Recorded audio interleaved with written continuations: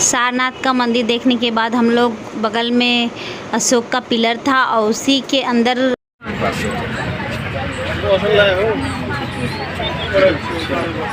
अरे बाहर नहीं गया। तो चलिए आपको भी साथ में दिखाती हूँ अशोक का स्तंभ कैसा था। और ये कुछ अवशेष हैं जो खुदाई में निकले हुए हैं, तो इसको सरकार ने बहुत अच्छी तरीके से संरक्षित किया हुआ है। तो चलिए आपको पास से दिखाती हूँ। ये छोटे छोटे से जो दिख रहे हैं, यहाँ के जो गाइड थे वो बोल रहे थे कि ये जो छोटे छोटे आपको दिख रहे हैं ये अवशेष ये खुदाई में मिले हुए हैं और शायद हो सकता है ये किसी महल का पिलर्स हो सकता है।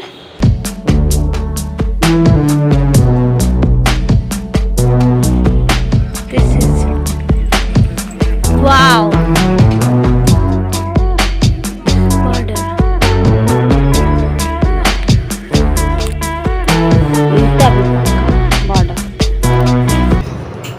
ये अशोक का पिलर है। यहाँ पे लिखा हुआ है कि ये अशोक का स्तंभ है जो टूट गया है, पर उसको अभी ऐसे ही उसमें रख दिया गया है शीशे के अंदर। तो यहाँ पे आप लिखा हुआ है, आप यहाँ पे जूम करके पढ़ सकते हैं स्टॉप करके। चलिए उसके पीछे पीछे चलो।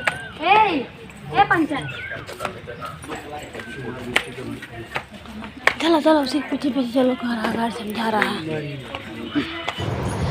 यहाँ पे नीचे जो थे वो पत्थर के बने हुए थे और ऊपर ईंट का लगा हुआ था, ईंटें लगे हुए थे। तो इस पत्थर जो इसमें जड़ाई हुई थी वो पत्थर भी इतनी प्यारी प्यारी उसमें चित्र बने हुए थे, कुछ संस्कृति को झलका रहे थे वो, पर समझ में नहीं आया था आखिर क्या है। तो बस यही था कि हर जगह अलग अलग पत्थरों से जोड़ा गया था, एक तरह की डिज़ाइन कहीं नहीं दिखी, हर जगह अलग अलग तरीके का डिज़ाइन यहाँ दिख रहा था।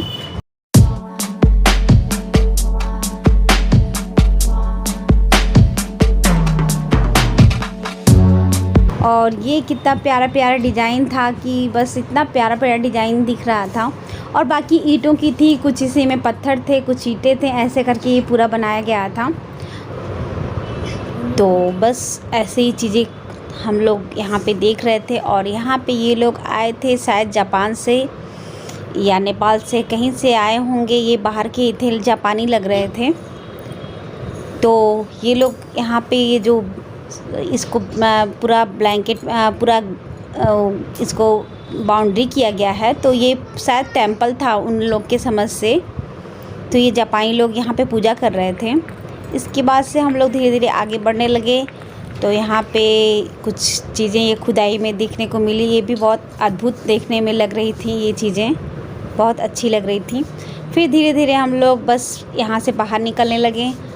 और ये है जो सबसे बड़ा धार्मिक स्तूप है। तो इस पे भी कुछ कलाकृतियाँ दी हुई थी, तो ये मैंने शॉर्ट स्क्रीन लगा दिया है। और आप इसका ज़्यादा आपको विस्तार से जानना हो तो यूट्यूब पे भी है और ये गूगल पे भी है, आप सर्च कर सकते हैं। तो बस इसके बाद से यहाँ पे इसके स्तूप के ऊपर इतनी अच्छी डिज़ाइन बनी हुई थी, इतनी अच्छी कलाकृतियाँ बनी हुई थी कि मुझे देख के बहुत अच्छा लग रहा था। मतलब इतना प्यारा डिज़ाइन, इतना प्यारा उस पर कलाकृतियाँ थी कि देख के मन बिल्कुल मतलब जैसा लगा कि क्या चीज़ इतनी प्यारी कैसे हो सकती है। तो देख के मन ही नहीं भर रहा था, बार बार उसको देखने का मन कर रहा था, पर इतना सबके पास समय नहीं होता है कि कोई देख पाए। तो बस 6 बज गए थे और ये भी पार्क बंद होने वाला था, तो हम लोग बस अब इससे बाहर निकल रहे हैं।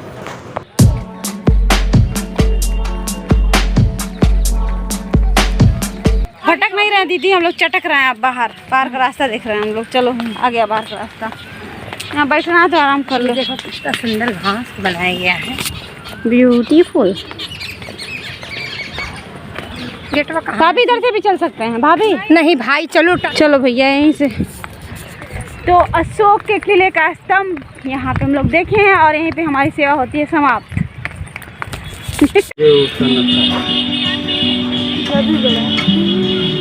यह पापा पूरा देख लिया, हम लोग उसका आधा भी नहीं देखे।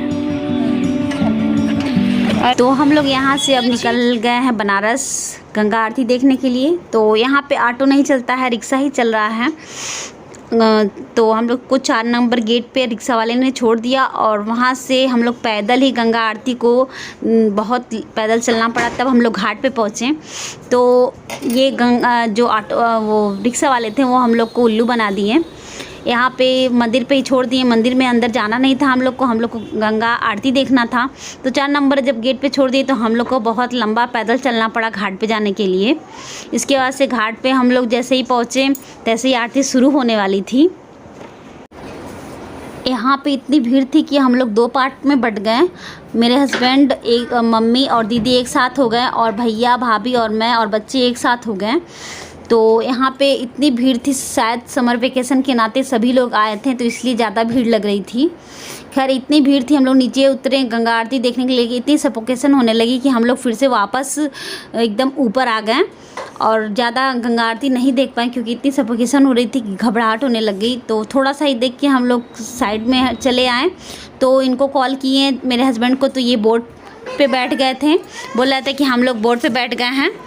तो फिर उसके बाद तो चीकू को यही लिए हुए थे, बाकी बच्चे हमारे साथ थे पर चीकू इनके साथ। तो हम लोग एक साइड में रुक गए और फिर ये आए, जब एक फ़ोन तो था ही सबको कॉल करने के लिए, तो ये आ गए एक साइड में। फिर हम लोग एक साथ मंदिर के अंदर गए। मंदिर के अंदर मोबाइल वगैरह नहीं ले जाना था, तो वहाँ पे वीडियो कोई भी नहीं बना पाई मैं। तो मंदिर के अंदर गए, अच्छा सा दर्शन हो गया और मंदिर भी सोने के पत्तल से बनाया जा रहा है। सरकार ने बहुत अच्छी व्यवस्था सब कर रखी है। तो बस थोड़ा सा बाहर हम लोग निकलने के बाद जो फ़ोटो सेशन हुआ थोड़ा सा वही मैं आपको दिखा रही हूँ। इसके बाद से हम लोग को बनारस में ही रुकना पड़ा रात में होटल लेके, और क्योंकि हम लोग को दूसरे दिन हम लोग को जाना था लखनदरिया वाटरफॉल देखने के लिए। हाँ ये तो बात सही कह रहा हूँ, सबसे अच्छा वही कमरा था विंध्याचल का। क्या बनारस में कमरा अच्छा नहीं मिला, सारा बकवास चलो ठीक है। तो यहाँ पे होटल अच्छा नहीं मिला, वही हम लोग बातें कर रहे थे। तो हेलो गुड मॉर्निंग। तो बनारस में हम लोग रात में रुक गए थे और यहाँ सुबेरे होटल का है, तो बस यहाँ से भी तैयार होकर हम लोग निकलेंगे। अब यहाँ से हम लोग कहाँ जाने वाले हैं तो उसको देखने के लिए आप वीडियो ज़रूर देखिएगा। और हम लोग लखनदरिया जाने वाले हैं और वहाँ पे झरना वरना बहुत अच्छा है और बहुत प्यारा लगता है वहाँ पे। तो यहाँ पे हम लोग चीकू सोए थे, अभी दिखाई हूँ मैं आपको, और यहाँ पे हम भी रेडी हो गए और सब लोग रेडी हो गए और फटाफट से यहाँ से निकले लखनिया दरी के लिए।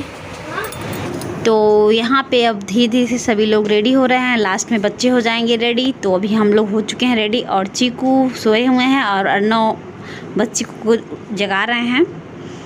तो यहाँ पे ये होटल के बाहर का व्यू था। तो कहीं भी तैयार होके जाएं और फ़ोटो सेशन ना हो, ऐसा हो नहीं सकता। तो फटाफट से हम लोग फ़ोटो सेशन भी करवाने लग गए और यहीं पे मैंने 2-4 रील्स भी बना लिया है। तो हम लोग लखनिया दरी पहुंच चुके हैं और वहां का वाटरफॉल इतना प्यारा लग रहा है। अगर जो आप सबको भी देखना है तो वीडियो में आप लोग बने रहिएगा और नेक्स्ट ब्लॉग मेरा लखनिया दरी का होगा। वहाँ पे कैसे कैसे हम लोग गए हैं और पहाड़ों में रास्ता नहीं था, कितनी मुश्किलों से पहुँचे हैं वहाँ के वाटरफॉल, इतना मज़ा आया हम लोग को। तो चलिए मैं अपना ब्लॉग यहीं पे करती हूँ एंडिंग। आप सबको मेरा ब्लॉग अच्छा लगे तो प्लीज़ लाइक कीजिए, शेयर कीजिए, कमेंट कीजिए और आप सब स्वस्थ रहिए, मस्त रहिए, यही मेरी कामना है। प्लीज़ स्माइल, सब्सक्राइब तो ज़रूर कीजिएगा। Okay bye.